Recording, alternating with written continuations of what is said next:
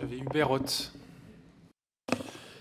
Madame la Présidente, merci de vos réponses à toutes ces questions. Je voulais repartir du constat qu'a fait tout à l'heure le Président, à savoir la dépendance structurelle, typiquement française, pour faire court, pour toutes les raisons qui ont été développées, aux engrais minéraux. Et à partir de là, puisque en dépeignant votre filière, ce que vous représentez aujourd'hui, vous avez parlé des différents producteurs, des formes entrepreneuriales que vous représentez, mais aussi des 4 types d'engrais que vous proposez, à savoir les minéraux, les organiques, les amendements divers et les biostimulants. Et vous avez évoqué le terme de mixité de la réponse de demain. On est confronté, on l'a vu dans les auditions précédentes, à ce fameux sujet de la transition climatique, ou de la transition dans laquelle vont s'inscrire les démarches agricoles de demain, et notamment les vôtres. Est-ce que pouvez-nous préciser les pistes que vous-même, de l'intérieur, vous envisagez de rééquilibrage dans à la fois la demande et donc l'offre en matière de... Parce qu'on peut prendre le problème par tous les bouts. Il y a quand même un problème qu'on peut objectiver tout en étant dans la mesure, c'est que nos sols agricoles, lorsqu'ils sont amendés uniquement aux engrais minéraux classiques, ils s'appauvrissent d'une certaine manière, dans le sens où ils sont moins capables de rétention d'eau qu'ils ne le sont s'ils sont enrichis parallèlement aux engrais organiques, et plus facilement victimes ou soumis au lessivage, et donc étant plus générateurs de pollution, disons, des eaux souterraines, etc., ou des eaux qui forcément ont un intérêt majeur aussi pour nos sociétés. Donc, est-ce qu'on n'a pas là l'opportunité à la fois de répondre d'une façon plus diversifiée et peut-être plus équilibrée par eu égard à toutes les situations un peu délicates auxquelles vous êtes confrontés structurellement, en renforçant cette mixité, et quelles pistes vous avez pour devenir des prestataires forts de propositions organiques pour le monde agricole de demain, notamment le monde organique. Alors, je ne sais pas si ma question est suffisamment claire, mais voilà, c'était un peu le... Si, merci beaucoup. Votre question est très claire. Il faut savoir qu'aujourd'hui, les agriculteurs français n'utilisent pas qu'un seul type d'engrais.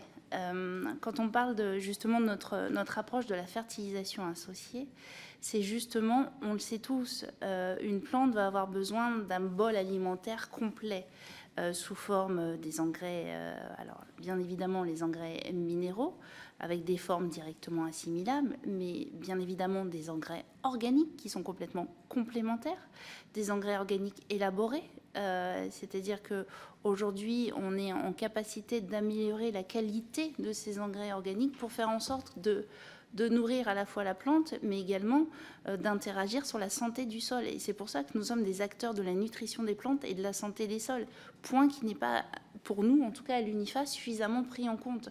Nous, nos experts, tous nos adhérents travaillent sur le sujet, justement, parce que l'objectif, c'est d'associer ces solutions pour à la fois entretenir le microbiote racinaire des plantes. Alors, je vais essayer de ne pas être trop technique, mais comme nous avons un microbiote, les plantes ont également un microbiote qui facilite l'assimilation des nutriments.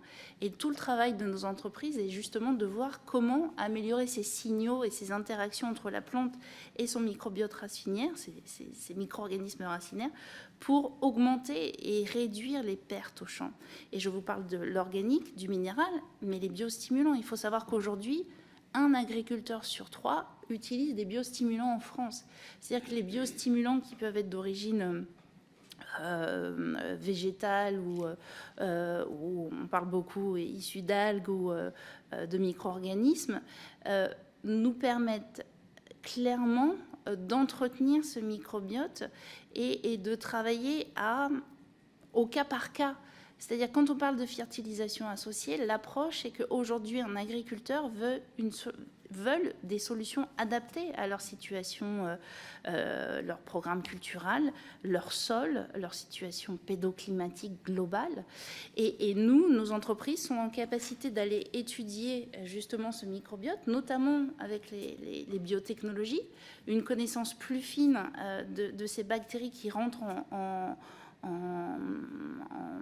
symbiose ou en communication avec les racines des plantes cultivées, pour voir comment orienter positivement cette vie des sols et ce sol pour faciliter l'absorption, la disponibilité de ces nutriments déjà présents dans le sol. Donc en effet, et c'est tout ce travail qu'on est en train de mettre en place pour concrètement montrer l'impact à la fois sur la vie du microbiote, sur la santé du sol, qui, en tout cas, nous, dans notre filière, dans notre grande filière, on sait très bien que c'est le point clé du fameux mieux d'engrais, réduire les pertes, les émissions au champ également, c'est-à-dire que en gérant correctement par des amendements le pH du sol, on va réduire les émissions de protoxyde d'azote. Donc c'est toutes ces données qu'on va communiquer à notre Assemblée générale. On est sur ce programme. L'idée également, c'est de travailler avec les instituts de recherche publique, les instituts techniques, pour voir comment valoriser et traduire ces éléments pour les agriculteurs. Parce qu'il faut arriver avec des solutions clés en main. Et, alors, les amendements, quels biostimulants, mais en tout cas, on est tous convaincus, et on va le démontrer, que cette fertilisation associée des différentes formes d'engrais permet justement de faire en sorte que chaque nutriment apporté arrive bien à la plante et qu'on puisse aussi mobiliser les ressources nutritives présentes dans le sol de nos agriculteurs.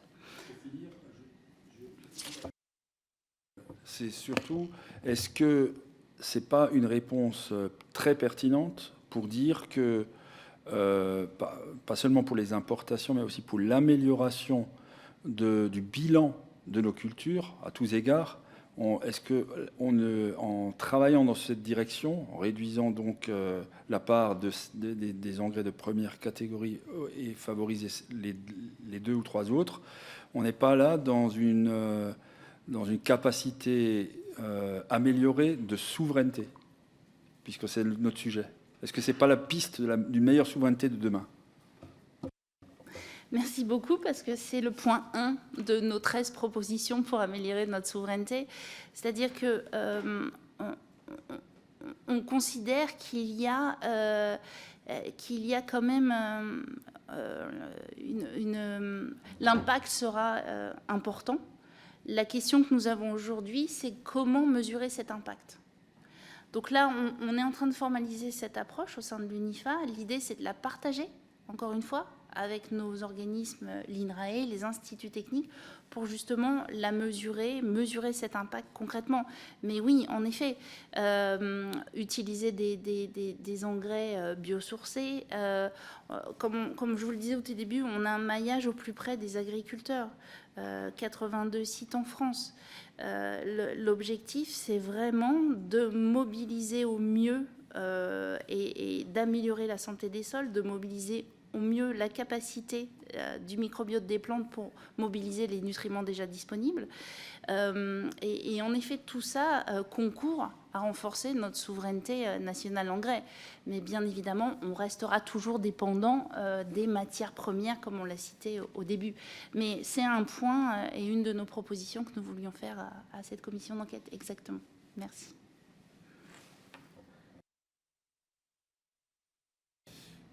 Jean-Philippe Tanguy.